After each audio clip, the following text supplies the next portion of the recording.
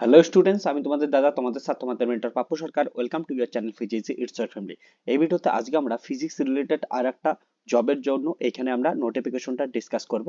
তার আগে বলে রাখি যে ফিজিক্সিতে তোমাদের আইআইটি জাম্প 2026 এর ব্যাচ স্টার্ট হচ্ছে। যদি কোনো স্টুডেন্ট আইআইটি জাম্প 2026 এর ফিজিক্সের প্রিপারেশন নিতে চাও, তাহলে অবশ্যই তোমরা ফিজিক্সির সঙ্গে যুক্ত হতে পারো, যেখানে লাইভ ব্যাচ চলবে এবং সেগুলো রেকর্ডেড লেকচার অ্যাপের মধ্যে সবসময় পাওয়া যাবে।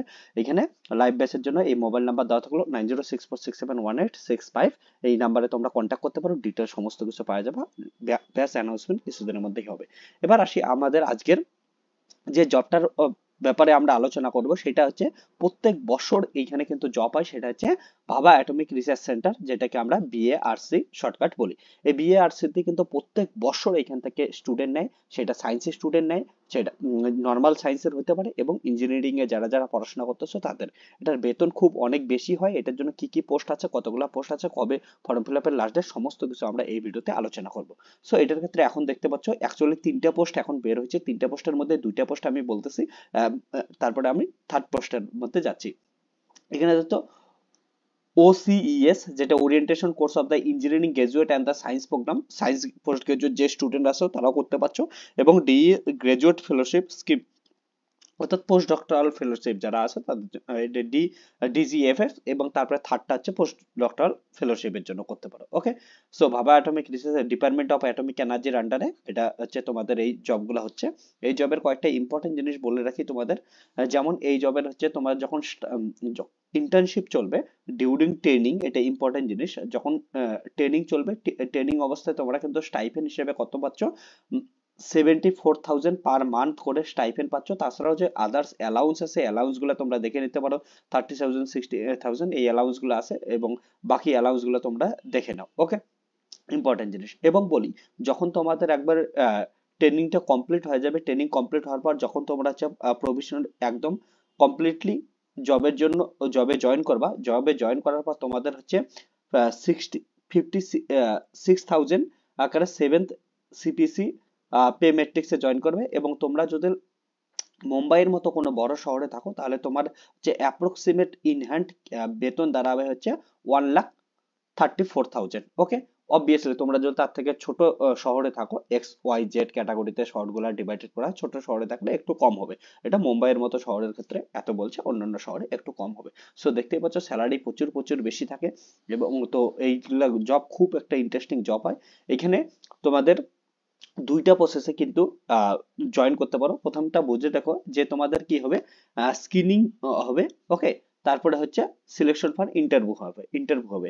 এইখানে যে এক্সামটা হবে, এক্সামটা কিন্তু সিবিটি মোডে হবে, অর্থাৎ কম্পিউটার বেসড টেস্ট হবে।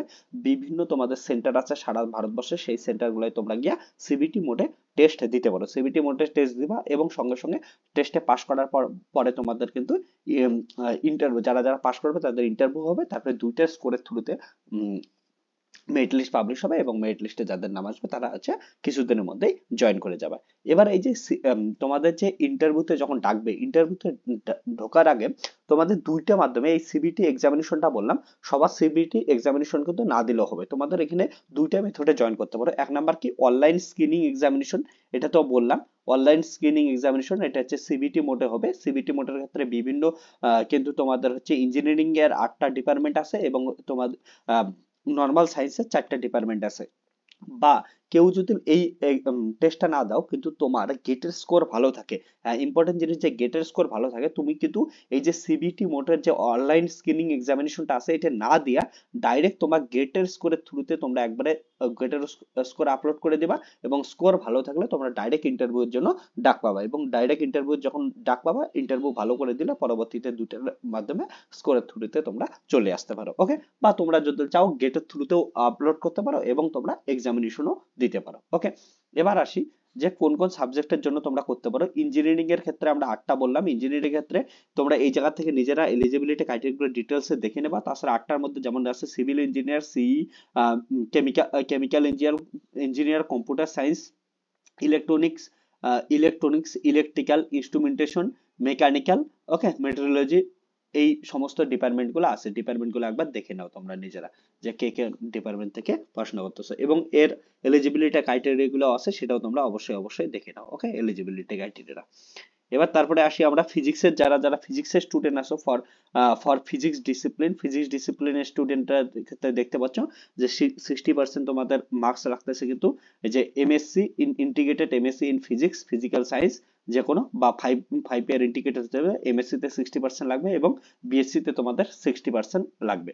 তো তোমরা হচ্ছে এই অনলাইন যে সিবিটি মোডে এক্সামিনেশনটা হবে সেই এক্সামিনেশনের থ্রুতেও যেতে পারো, অথবা তোমাদের যদি গেটের স্কোর 2023-24-25 গেটের স্কোর ফিজিক্সে ভালো থাকে, সেই গেটের স্কোরের থ্রুতে তোমরা হচ্ছে ডাইরেক্ট ইন্টারভিউতে বসতে পারো। তাহলে গেট অর তোমরা সিবিটি এক্সামিনেশন দুটোর থ্রুতে যেতে পারো। ওকে, তারপরে ইন্টারভিউ তো সবাইকে দিতেই লাগবে। তারপরে কেমিক্যাল ডিসিপ্লিনের ক্ষেত্রে দেখতে পারো, কেমিক্যাল ডিসিপ্লিনের ক্ষেত্রেও সেম জিনিস, তোমরা এলিজিবিলিটি ক্রাইটেরিয়াটা দেখে নিবা। ওকে, বায়োসায়েন্সের ক্ষেত্রে, জিওলজির স্টুডেন্টের জন্য এগুলো সমস্ত কিছু বলা আছে। এবার সব থেকে ইম্পর্টেন্ট যেটা জিনিস, ইম্পর্টেন্ট ডেট গুলা দেখে নিই। ইম্পর্টেন্ট ডেট গুলা হচ্ছে এখানে। ওকে, ইম্পর্টেন্ট ডেট দেওয়ার আগে তোমাদের অ্যাপ্লিকেশন ফিসটা বলে দেয়, কি বলছে, a non refundable application fee 5000, sorry 500, 500 application fee দিতে লাগতেছে। ওকে, এটা দিতে লাগতেছে। তারপরে কি বলছে, গোয়িং টু ফর উমেন ক্যান্ডিডেটের জন্য লাগবে না। ওকে, 500 দিতে লাগতেছে। Women candidate, transgender candidate, candidate belong SC ST category, dependent, okay, এগুলোর ক্ষেত্রে তোমাদের কি হচ্ছে, কোনো এক্সামিনেশনের যে অ্যাপ্লিকেশন ফি দিতে লাগতেছে না। তো তোমাদের এখানে অ্যাপ্লাই করার জন্য ওয়েবসাইট দেওয়া আছে, এই ওয়েবসাইট থেকে অ্যাপ্লাই করতে পারো। কোন ডেটের মধ্যে অ্যাপ্লাই করতে পারবে সেটা আমি দেখাচ্ছি এখন। তো যে প্রোগ্রামগুলো আছে একবার তোমরা দেখে নাও, এলিজিবিলিটি ক্রাইটেরিয়া সমস্ত কিছু এখানে দেওয়া আছে, প্রোগ্রাম কোড এখানে দেওয়া আছে, নিজেরা একবার এটা থেকে দেখে নিতে পারো প্রোগ্রাম কোড কোনগুলো, ওই হিসেবে এলিজিবিলিটি। ইম্পর্টেন্ট ডেট দেখি। ইম্পর্টেন্ট ডেট তোমাদের হচ্ছে 2nd জানুয়ারি থেকে এটার হচ্ছে অ্যাপ্লিকেশন স্টার্ট হয়েছে, অলরেডি কিন্তু হয়ে গেছে, এবং 26 জানুয়ারি অবধি চলবে। তারপরে তোমাদের যদি কোনো কিছু ভুল হয় সেটা কারেকশন করার উইন্ডো থাকতেছে 7 থেকে 12 জানুয়ারি।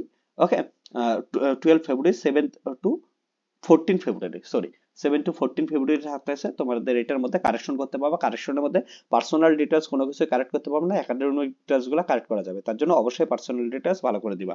তারপর বলছে allocation of the online examination, okay, বলা আছে 15 ফেব্রুয়ারি থেকে 25 ফেব্রুয়ারির মধ্যে। তারপরে তোমাদের ইম্পর্টেন্ট ডেট, অনলাইন এক্সামিনেশন যে হবে, এক্সামিনেশন ডেটটা ইম্পর্টেন্ট, 8 অ্যান্ড 9 মার্চ এক্সামিনেশন হবে। তারপর ক্যান্ডিডেট আপলোড দেয়ার গেট স্কোর হচ্ছে 19 মার্চ থেকে 24 মার্চের মধ্যে আপলোড করতে লাগবে।